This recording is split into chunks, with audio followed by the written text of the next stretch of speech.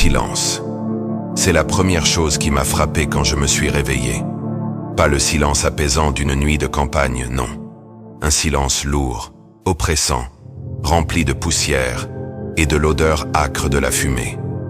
Paris, ma ville, n'était plus qu'une symphonie de chaos figé. Des carcasses de voitures éventrées jonchèrent les boulevards. Des immeubles haussmanniens, autrefois si fiers, n'étaient plus que des squelettes de pierre béants vers un ciel gris. Qu'est-ce qui s'était passé? Je n'en avais aucune idée.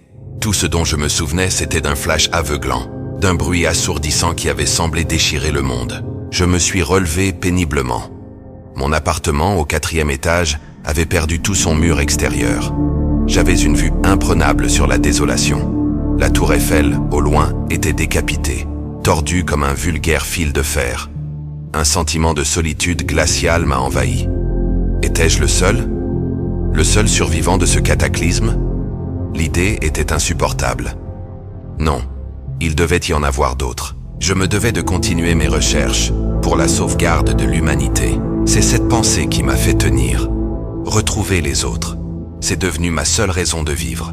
J'ai rassemblé le peu de choses utiles que j'ai pu trouver. Une gourde, quelques boîtes de conserve, une lampe torche à dynamo et un vieux plan de Paris tout corné. Chaque sortie était un risque. Les rues étaient des labyrinthes instables, où chaque pas pouvait déclencher un éboulement. Je criais. Dans les premiers jours, je criais à m'en déchirer les poumons. « Y a quelqu'un ?» Mon cri se perdait dans l'écho des ruines, sans jamais recevoir de réponse. La solitude devenait mon ennemi la plus redoutable, plus dangereuse encore que la faim ou les structures menaçantes. J'ai commencé à laisser des marques, des signes, des flèches dessinées à la craie sur les murs encore debout, indiquant la direction de mon refuge, un ancien bistrot au rez-de-chaussée dont la cave était intacte. J'écrivais des messages simples, vivants, eau, nourriture, ici. Chaque jour, je partais en exploration, élargissant mon périmètre. Le quartier du Marais, Montmartre, les quais de Seine. Chaque lieu emblématique était un crève-cœur. Le Louvre, éventré, laissait voir ses trésors pillés par le vent et la pluie. Notre-Dame, dont la flèche avait déjà disparu une fois, n'était plus qu'un tas de gravats fumants. Les jours se sont transformés en semaines.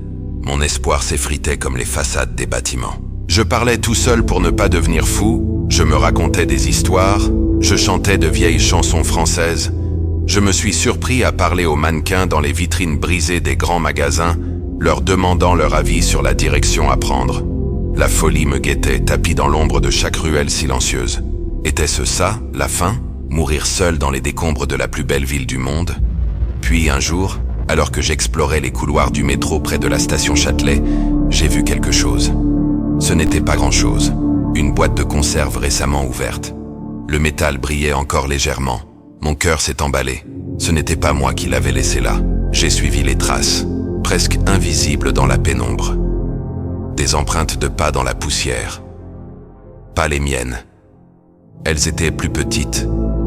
J'ai continué, le cœur battant à tout rompre, mélange d'excitation et de peur. Et si ce n'était pas amical? Dans ce monde, la méfiance était une règle de survie. J'ai débouché sur un quai. Et je l'ai vue, une silhouette, recroquevillée près d'un feu de fortune fait de vieux journaux. C'était une femme, peut-être de mon âge. Elle a sursauté en me voyant, brandissant une arme improvisée. Ses yeux étaient emplis de la même méfiance que les miens. J'ai levé les mains lentement pour lui montrer que je ne lui voulais aucun mal. Je m'appelle Rodolphe, j'ai bégayé, ma voix rouillée par le manque d'usage. Elle m'a observé un long moment, puis a lentement abaissé son arme improvisée. « Valérie », a-t-elle murmuré. Ce jour-là, le silence de Paris a été brisé. Pas par une explosion, mais par deux voix qui réapprenaient à converser. On a partagé nos histoires, nos peurs, nos maigres provisions. Ensemble, on était plus forts. On n'était plus seulement des survivants, on était un début de quelque chose de nouveau. Notre mission a changé. Ce n'était plus seulement retrouver les autres, c'était reconstruire. On a commencé à organiser notre refuge, à cartographier les zones sûres, à laisser des messages plus clairs, plus organisés. Survivants, point de ralliement ici. Eau, nourriture, sécurité. Rodolphe et Valérie. Quelques jours plus tard, un vieil homme a répondu à notre appel. Il s'appelait Jean et était médecin avant tout ça. Puis une jeune femme, Chloé, qui avait réussi à survivre dans les catacombes. Puis une famille avec 2 enfants. Notre petite communauté grandissait. On était une mosaïque de vies brisées, mais ensemble, on formait une nouvelle image. On a commencé à cultiver un petit potager sur le toit d'un immeuble. On a mis en place un système de récupération d'eau de pluie. Une maison à reconstruire, certes, mais une maison pleine de promesses. Chaque soir, on se réunissait autour du feu, et on ne parlait plus seulement du passé, mais de l'avenir. On rêvait d'une nouvelle société, plus juste, plus solidaire, bâtie sur les cendres de l'ancienne. Le chemin serait long et difficile, nous le savions. Les dangers n'avaient pas disparu. Mais pour la première fois depuis le cataclysme, en regardant les visages éclairés par les flammes, je n'avais plus peur. J'avais retrouvé ce que j'étais venu chercher au milieu des ruines, l'humanité, et avec elle, l'espoir. Mon nom est Rodolphe, et ceci n'est pas la fin de l'histoire de Paris. C'est le début. Merci d'avoir écouté jusqu'au bout. Si cette histoire vous a touché, n'hésitez pas à laisser un pouce bleu et à vous abonner pour ne pas manquer la suite de nos aventures. À très bientôt.